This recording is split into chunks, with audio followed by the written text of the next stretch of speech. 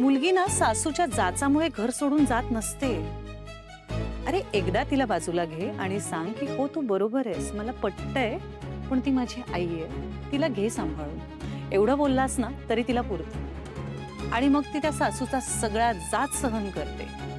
आणि at the same time आईला सुद्धा की अगं मी तुझा मुलगा आहे आणि ती पोझिशन कुणी घेऊन जात नाहीये, त्यामुळे तू सिक्युअर राहा.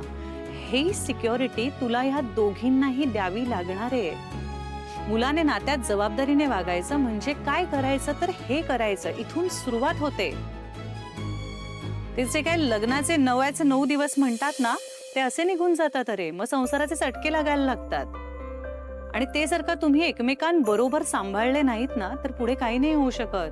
अच्छा सोशल मीडियामुळे आपल्याला सगळंच आदर्श वाटतं की नाही, त्यामुळे एखाद्या कपलला बघायचं आणि वाव हे कसलं आयडियल कपल आहे, मला खूप आवडतं असं म्हणत आपण त्यांना नाही फॉलो करू शकत.